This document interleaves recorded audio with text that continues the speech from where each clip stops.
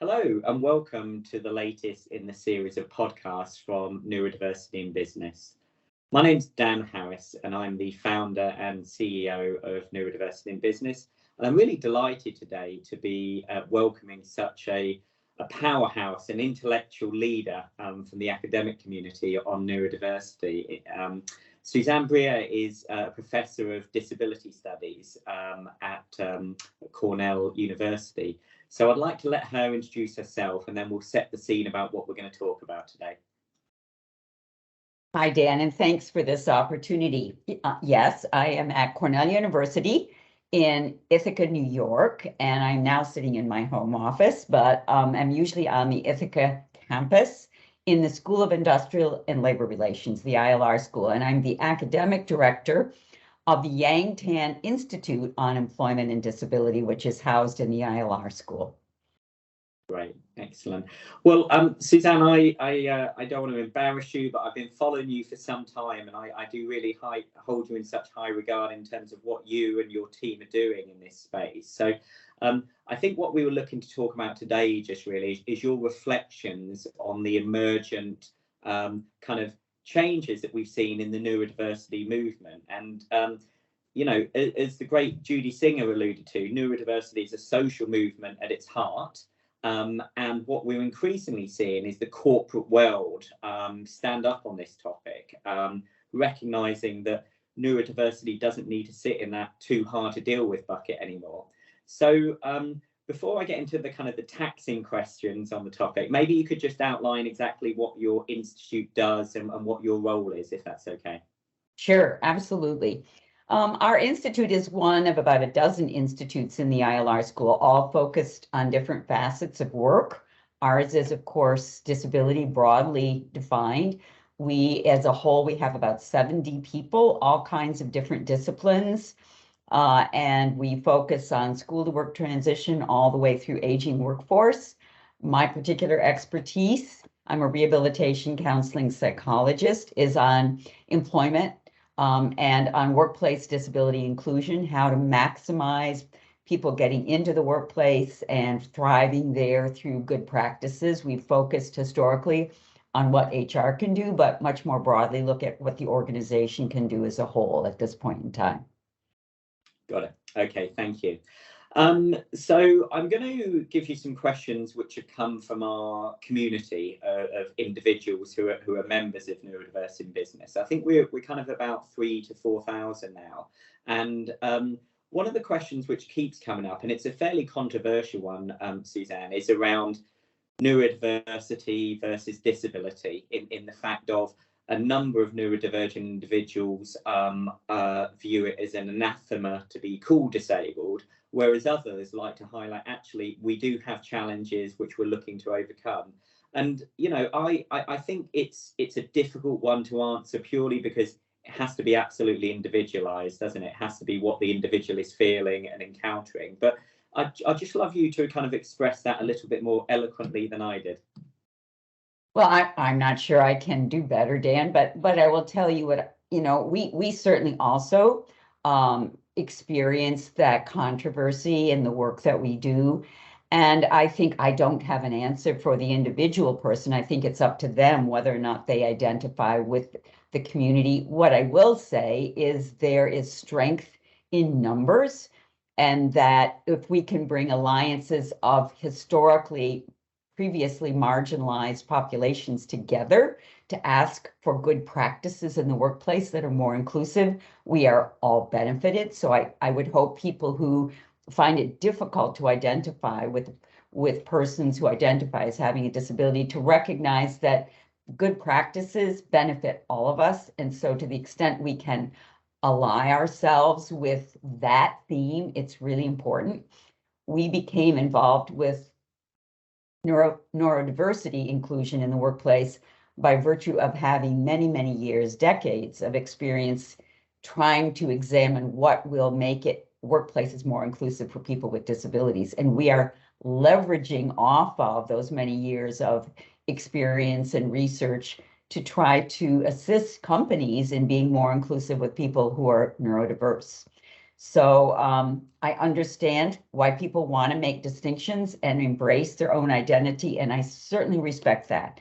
But I would ask that we take a look at what's good practice and encourage employers to be more inclusive broadly, so many more people with differences of all kinds can be successful in the workplace.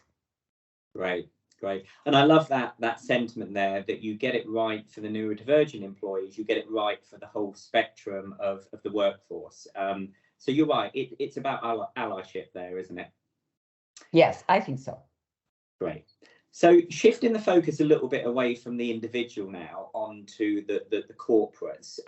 Just please kind of keep me honest in this assertion. So I've seen over the last 2 to 3 years, big businesses, global businesses particularly, actually wake up to the fact that neurodiversity is prevalent across their workforce, that they've historically not done a terribly good job.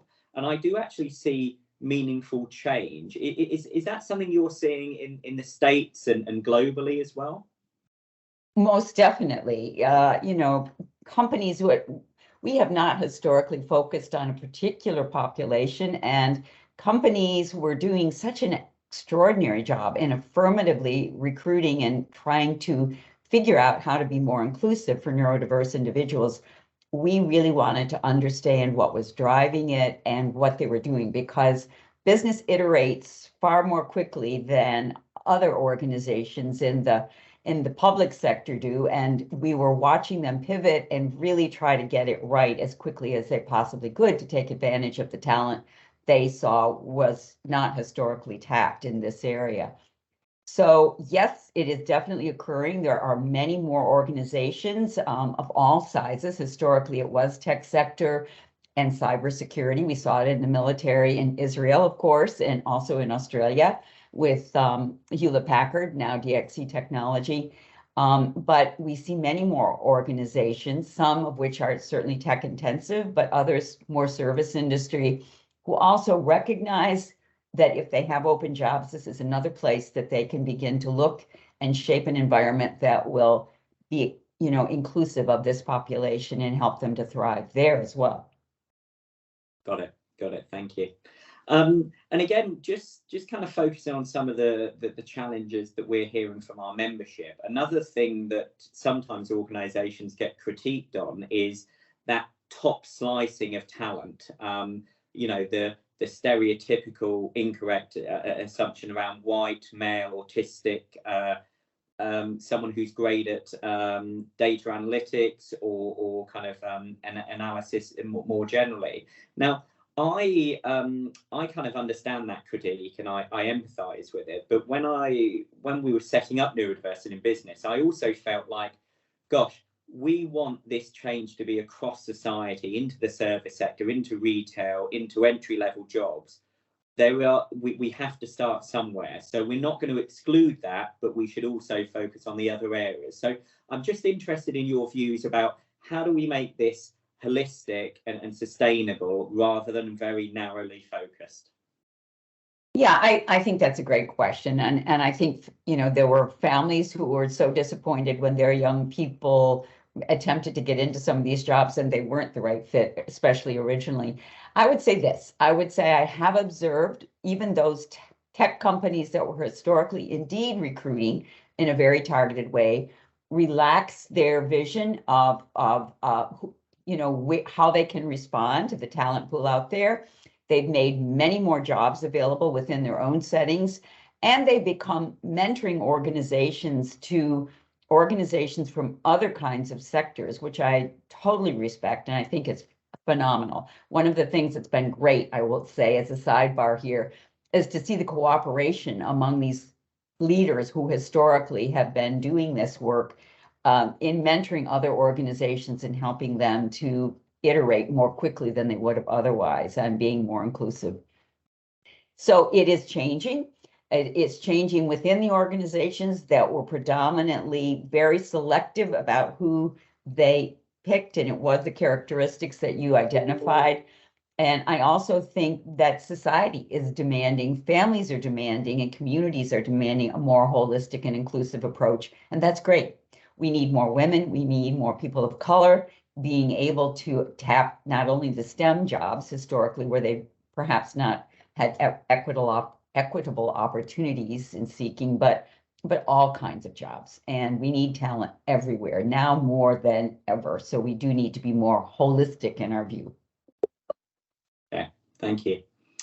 On to another kind of contentious topic here, which is around new employees versus your current workforce. So where some organisations have been criticised, particularly on social media or from existing employees, is where they have a neurodiversity at work or maybe a narrow subset autism at work programme to bring in a significant number of neurodivergent individuals, but actually what they're not doing first of all is making sure their existing employees can thrive rather than just survive. So is that something you recognise as well? Yeah, absolutely. You know, and I think the companies who've been leaders in this have helped us to understand the criticality, something we probably knew before from our prior research, of making your workplace ready for changes rather than just imposing them without educating the workforce more generally.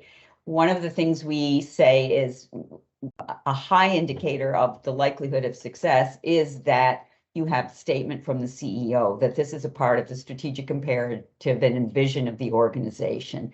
It really has to be sort of a commonly understood new ethos of inclusion that, you know, and education of the workforce as well, of supervisors, of people as a whole. And people will get it because the prevalence rate is high. Many families experience, you know, raising a person who is neurodiverse or themselves recognize they have these characteristics what were previously undiagnosed. And so you will find allies in that workplace if you articulate that message and you bring the workforce along as a whole, and it will make it a much better experience for the people that you are now positioning in that workforce as new recruits. Got it. Thank you. I guess the final topic to conclude on would be the kind of changes that you've seen and the areas of focus. So, and again, apologies, I'm putting you on the hot spot and we've not kind of rehearsed you with these questions. But where would you see the kind of your historical learnings and experience? What advice would you give to organisations who are embarking on this journey, perhaps setting up their first neurodiversity at work programme, maybe thinking about their strategy? What are the pitfalls you should avoid and what should you focus in on? You know, I would say from our research more broadly, but also what I've observed in the success companies where they're successful, part of it is looking at your messaging. If you want people from the general public to come in and see themselves as viable candidates, I mean, there are people out there we want to embolden to apply, right? Your messaging on your website, on your career portals is critically important. And that's, you know, the messagings from the CEO that this is an inclusive work environment, the opportunity for, you know, highlighting individuals who've been successful. The thing we always often will suggest is internships. So, you know, it's general appeal to say we are a neurodiversity inclusive workplace that's evident in the website and the application materials on the career portals, but it's also some targeted initiatives to support people getting in. Internships are great because they give work experience to people who might not have it. It helps them with their resume, but it also lets them prove themselves in that work environment. At the same time, it educates that workforce. It gives supervisors a chance to test their skills, see how they're going to do, and learn and get educated in that process in a low risk kind of way. So it's really a win-win. We always encourage companies to think of internships as a way to ease themselves into this more inclusive neurodiversity inclusive workplace environment. Right. And also what we're hearing from more from our community members, those neurodivergent employees or potential employees, is that the interview process is just ill-fitting. A standard interview process is very old-fashioned, and as you and I know from going through lots of interviews, it tends to be those people who can kind of most readily explain their value to an organisation verbally, rather than necessarily demonstrate it in the reality. So the whole recruitment and interview process, I think, is a real area of focus, isn't it? Dan, you are absolutely right about that. Some of the research we've done has suggested that, having these staccato multiple person interviews over a day in what sometimes is a noxious environment for people in terms of smells and stimulation and confusing ways to find the right place. We can change that. And companies that are revising that process will find it much more inclusive for people who are neurodiverse and for others as well. As we've said, these are generalizable good practices. Great. Susanne, I always enjoy talking to you. I always learn from you, and your kind of years of experience and your relevance to this topic is unmatched. So thank you so much for being so generous with your time. I would draw our audience attention to your website, ilr.cornell.edu, which is where I think they can find more about your organisation. Is that right? Yes, that's correct. Excellent, great. Okay, Susanne, and I always ask my guests at the end of the interview kind of next steps and where do we go from here.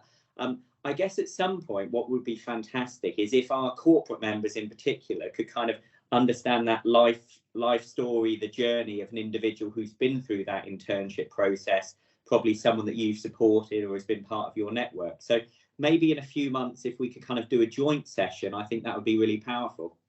I'd be happy to do that, Dan. I appreciate the invitation. Fantastic. Okay, well, on behalf of our membership, thank you so much, Susanne, again. And to our membership, thank you for listening in today. Please keep tuned for future episodes and please keep interacting with us. Thank you so much.